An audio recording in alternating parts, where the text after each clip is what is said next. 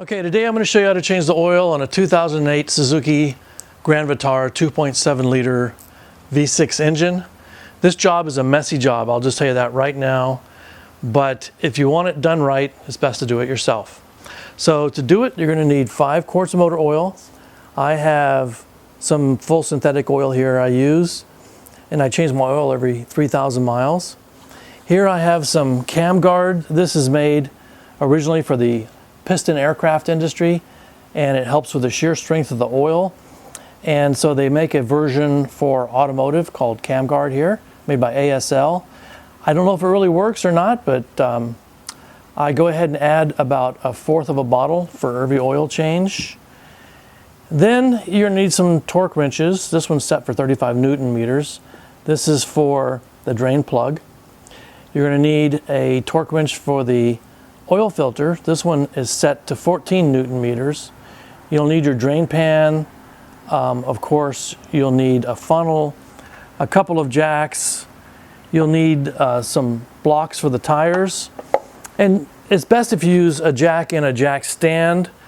But since I'm not taking any wheels off, I'm not going to use a jack stand. Simply going to use 2 jacks. You'll need some drain plug gaskets. These are Suzuki original, part number 11518-86Z00. I buy these in packages of 10.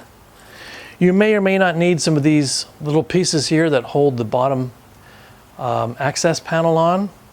And these are part number 09409-07332.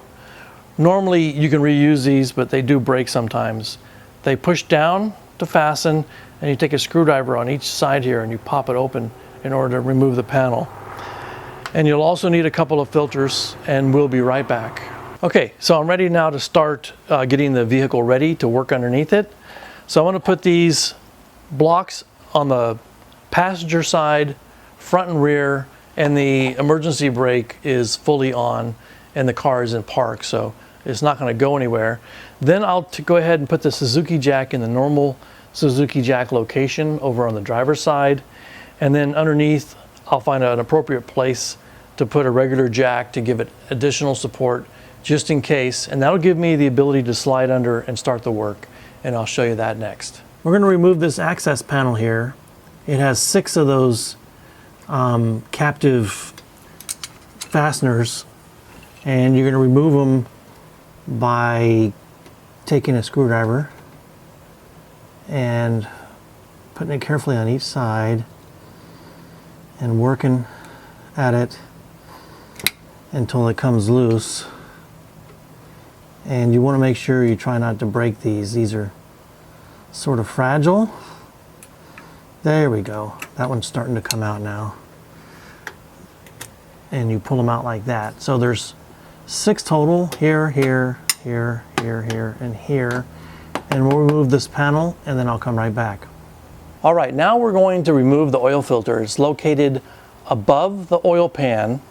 You'll see the oil pan, the drain plug, and way up above it, in this case, it's a white oil filter, very difficult to reach.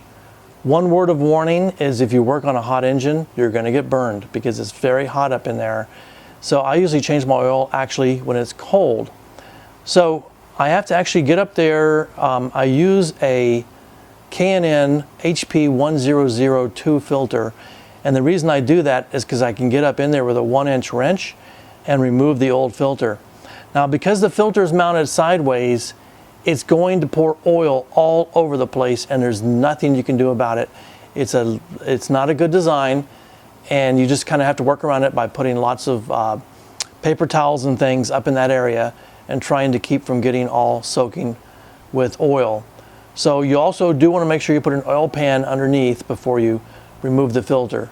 So we're going to do that next, and then we'll come right back. I've removed the old filter and made a mess, but not too bad. I'm getting better at this. If anybody has any suggestions on how not to drip any oil when removing a sideways mounted filter, please let me know. So this is the original type filter. This is Suzuki part number 16510-85FR0. The problem with this filter is the body of the filter is rather large. And to get it up inside the engine, you have to work it up through several areas, and you're gonna have a real hard time doing that because they just didn't make enough clearance to get this size body in. And it's just made in China anyway, so I'm not sure I really want to use it. So I prefer to use K&N filters, and this is the replacement HP1002. And the advantages of this filter are it's physically smaller in diameter. The gasket and everything fits fine. This is meant to be a replacement, but it'll actually fit up in there, and you can get past an oxygen sensor that's in the way and some other things. And again, it's a very difficult challenge to get this up in there. And then it mounts sideways, and then you're going to try to torque it down to 14 Newton meters. Well, what I do is I just use the K&N method of hand tighten plus 3/4 of a turn. So before I put it in, I'm going to put a little bit of oil around this gasket area, like so. And then I'm going to climb back underneath there, and I'm going to install the filter. And then I'll clean up anything that I have left as far as oil. And then I'll take the oil out of the drain pan next. So we're going to put the filter on first, and then we'll do the drain pan next. All right, I'm ready to remove the oil from the oil pan now. I've changed the filter out, put a new one in, turned it 3/4 of a turn past finger tight. And so that's all set, cleaned everything up. Now on the Suzuki, another weird thing is the drain plug is sideways. Most cars, the drain plug goes in from the bottom, but on Suzuki, the drain plug goes in on the side. So when you open it up, it's a very long drain plug. When you take it out, oil is going to spray all over the place. So the way you get past that is you take the oil pan, the drain pan, and you actually hold it in your hand, and you hold it up right below where the oil pan is. So you're going to remove the plug. You're going to have it almost out. You're going to hold this all the way up near there, and if the drain plug's here, you're going to have lots of room here because the oil actually shoots out and comes down. And if you don't prepare for it right, you're going to have oil all over the place. It is a nasty mess. So again, if the drain plug was right here, you're going to want to have this pan up and close to the to where the drain plug is, so that when you take it out, the oil is going to spray out like this, and then it's going to start decreasing in velocity. So you'll need to be able to move this back and set it on the ground and slide it so all the oil drips out. And that'll keep you from making too much of a mess when you do this job. So I'm going to take it out now, and then I'll show you how to prepare the drain plug next for reinsertion, torquing, and then we'll refill the oil. Okay, so here is the where the drain plug is, right here. And I have it loose right now, and I'm turning it, but I'm not going to turn it too far.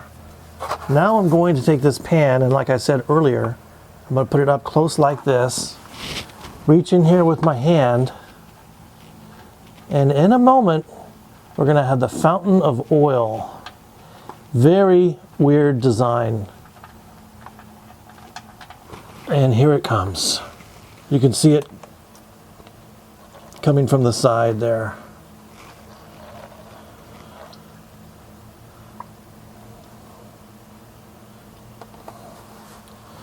So now I'm going to put the pan down, and I'm going to start sliding it backwards as this starts decreasing, so I can catch all that oil.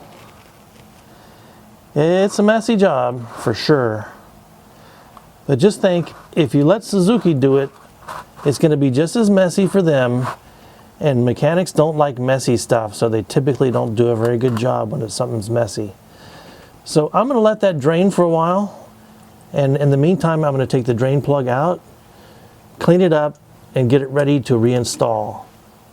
So I'll do that next, and I'll be right back. All right, now to facilitate all the oil coming out, because this is a very slightly warm engine. It was driven yesterday, This is Phoenix. It's like 110 degrees out, so the oil will drain plenty well.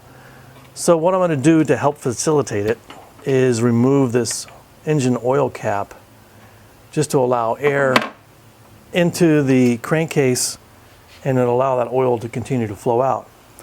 So while that's going on, I'm going to take one brand new drain plug gasket and take it out of the plastic bag and install it on the drain plug. And this drain plug, I cleaned it up really well. And you just simply put a new gasket on. Now what the Japanese recommend is you also put some 3-bond low strength, it's like a Loctite. It's a sealant and Loctite. And I'm gonna put some of that on next. I have to go get the bottle. So I'll be right back. Here's my clean drain plug as I put the gasket on a while ago. And now I'm gonna put some 3-bond low strength sealant on. They use this a lot in Japan, especially on motorcycles. You can order it on Amazon. You won't get the kanji version, you'll get the US version, but it's quite good. It's a low strength, so it doesn't impede removing this at all. It just seals it from any oil coming out. And so I'll put that in. As soon as it's finished draining, I'll clean the drain plug outlet and I'll reinstall this and I'll torque it to 35 Newton meters and then we'll be right back.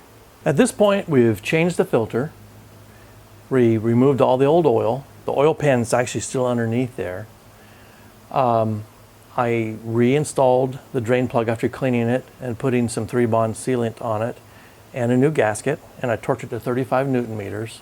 So now I'm ready to add oil back into the engine. So first thing I'm going to do is take and put about 1/4 of a bottle of Cam Guard. It has an interesting smell. I don't know what this is, but I just put about 1/4 of a bottle in, maybe a little more there. And it's not really meant to improve mileage or performance or anything. It's supposed to just simply improve the oil shear strength so that if you run your engine hard or in a harsh climate like here in Arizona, where it's often on days maybe 114, 115, 120, 130, gosh, who knows. With global warming, we might be up to 160 soon. So if you want to keep your engine in pristine shape, you have to protect it with, I think, additional additives. I've gotten 500,000 miles out of engines before, so I think it must work. So now I'm going to install 5 quarts of wonderfully new synthetic oil. Now, synthetic oil like this is not truly synthetic. It's simply highly refined petroleum product.